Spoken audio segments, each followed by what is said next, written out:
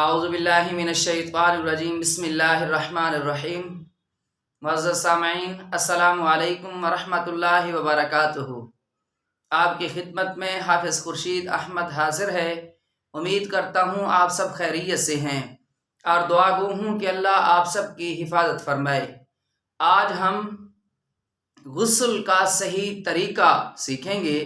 یہ لازمی ہے کیونکہ جسمانی طہارت یہ سب سے اول ہے۔ ایمان کے بعد جسمانی طہارت لازمی ہے۔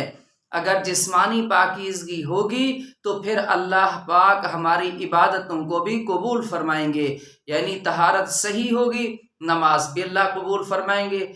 اگر طہارت صحیح ہوگی قرآن کی تلاوت بھی ہم کر سکیں گے۔ سرے سے اگر طہارت ہی صحیح نہیں ہے پھر تو اللہ نماز کو بھی قبول نہیں فرمائیں گے، ہم قرآن پاک کو بھی ہاتھ لگا نہیں سکیں گے۔ تو لہٰذا طہارت بہت لازمی ہے، اس کا سیکھنا اور جاننا۔ معزز سامعین، اس لیے آج اس مکمل ویڈیو کو آپ دیکھیں اور سنیں، کیونکہ اس کے اندر میں غسل کا صحیح شرعی طریقہ آپ کے سامنے عرض کروں گا۔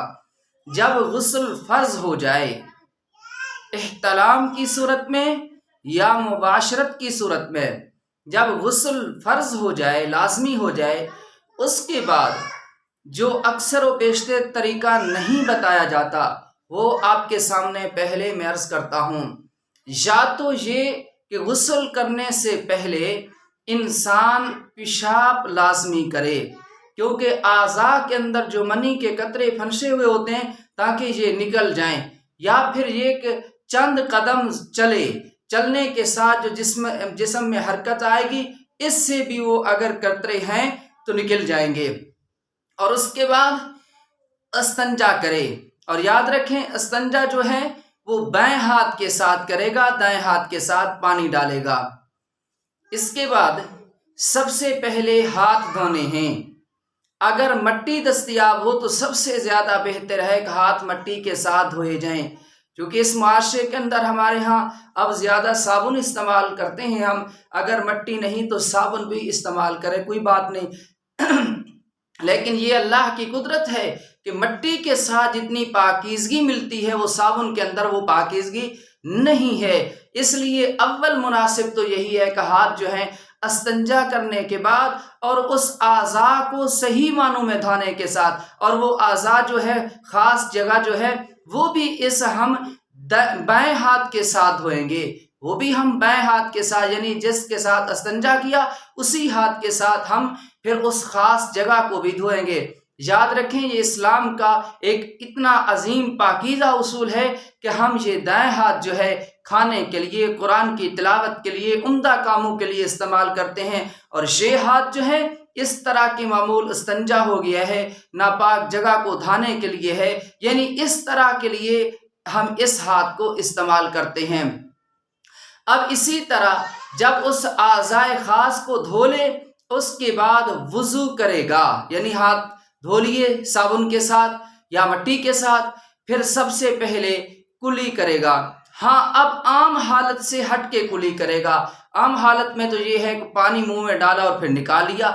اب جو اس نے یہ کلی کرے گا، یہ پانی حلق تک پہنچائے گا، یعنی یہاں تک خرارے کی صورت میں یہ 3 دفعہ یہ خرارے کرے گا، 3 دفعہ حلق تک پانی پہنچائے گا۔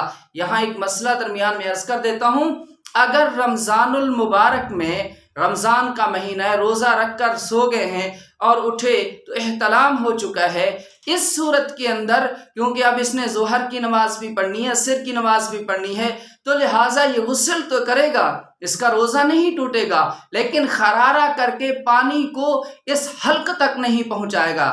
رمضان کے مہینے میں غسل کرنا ہو، روزے کے دوران یہ مسئلہ پیش آ جائے احتلام کی صورت میں، تو پھر یہ کہ پانی حلق تک نہیں پہنچائیں گے، عام حالت کی کلی کر لیں گے۔ اللہ تبارک و تعالیٰ نے جہاں نبی پاک صلی اللہ علیہ وسلم کی امت کے لیے آسانیاں پیدا کی ہیں، کیونکہ اگر حلق تک پانی پہنچائیں گے پانی نیچے چلا جائے گا جس سے روزہ ٹوٹ جائے گا، تو لہٰذا صرف عام سادہ طریقے سے کلی کرنے کے بعد جو کہ عام نماز کی صورت میں ہم کرتے ہیں، پھر اس کے بعد اگر رمضان کا مہینہ نہیں تو حلق تک 3 دفعہ پانی پہنچانا لازمی ہے، اور پھر ہاتھ کے ساتھ اور انگل کو اندر داخل کر کے ناک کی نرم ہڈی تک پانی پہنچانا، اس جگہ تک تر کرنا، یہ بھی لازمی ہے۔ یہ غسل کے فرائض میں سے ایک فرض یہ کہ خرارے 3 دفعہ کرنا، حلق تک پانی اتارنا، اور 3 دفعہ جو ہے ناک کے نرم ہڈی تک پانی اس کو تر کرنا، یہ 2 فرض ہو گئے۔ پھر اسی طرح چہرہ دھوئیں گے، جیسے کہ وضو کا ایک طریقہ ہے، اس کو مکمل کرنے کے بعد پورے جسم کے اوپر ہم پانی بہائیں گے، پورے جسم کے اوپر پانی بہایا جائے گا۔ یہاں ایک اور مسئلہ بھی یاد کریں جس کو جدا کر کے پیش نہیں کیا جاتا، صرف فرض شمار کیے جاتے ہیں۔ اس پانی حلق تک پہنچانا، ناک کی نرم ہڈی تک اس کو تر کرنا، سارے جسم کے اوپر پانی پھیرنا۔ معزز سامعین، جیسے کلی کے لیے ہمیں جدا کوشش کرنی پڑتی ہے ناک کی نرم ہڈی تک پانی پہنچانے کے لیے ہمیں جدا کوشش کرنی پڑتی ہے، اسی طرح یہ ناف جو ہے اس کے اندر بھی پانی پہنچانا لازمی ہے، کیونکہ پورے جسم کے ہر حصے تک پانی پہنچانا لازمی ہے، تو لہٰذا ناف کے اندر بھی پانی ہم پہنچائیں گے، اس طرح کے پانی ڈالیں گے اور انگل کے ساتھ اس کو اندر سے تر کر دیں گے۔ یعنی بعض لوگ ہوتے ہیں ان کا پیٹ اتنا باہر نکلا ہوا ہوتا ہے کہ پانی اوپر سے گزر جاتا ہے، ناف کی گہرائی تک پانی پہنچتا بھی نہیں ہے، تو لہٰذا جب ہم سارے جسم کے اوپر پانی پھیر لیں گے، عموماً کہ ہم جیسے صابن بھی لگاتے ہیں، اس کو لگانے کے بعد یہ غسل مکمل ہو جائے گا۔ اب اس کا وضو بھی اسی کے ساتھ ہو گیا ہے، اس کو دوبارہ وضو کرنے کی ضرورت نہیں ہے۔ لہٰذا اگر وہاں پانی کوئی ایسی جگہ پہ اس نے غسل کیا ہے کہ جہاں پانی رکا ہوا تھا، غسل والا پانی سارا بہہ کر نہیں گیا، اس درجے رکا ہوا ہے جو اس کے پاؤں کو لگتا رہا ہے یا لگ رہا ہے، تو لہٰذا یہ صرف اپنا پاؤں دھو لے گا۔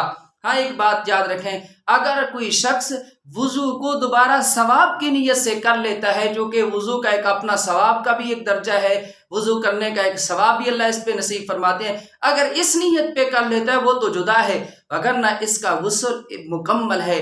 یہ ہے غسل کا صحیح طریقہ۔ اگر آپ کو بھی جاننا ہو کوئی مسئلہ اس بارے میں، کمنٹس کے ذریعے آپ پوچھ سکتے ہیں، اور پھر اس طرح کہ جن سامعین نے ہمارے اس چینل کو سبسکرائب نہیں کیا وہ سبسکرائب کر لیں، تاکہ اس قسم کے تمام اہم مسائل جو ہم اس چینل کے ذریعے اللہ کی مخلوق تک پہنچاتے ہیں، سبسکرائب کر لیں تاکہ ہر نئی ویڈیو سب سے پہلے آپ کی خدمت میں پہنچ سکے۔ اللہ آپ سب کا حامی و ناصر ہو۔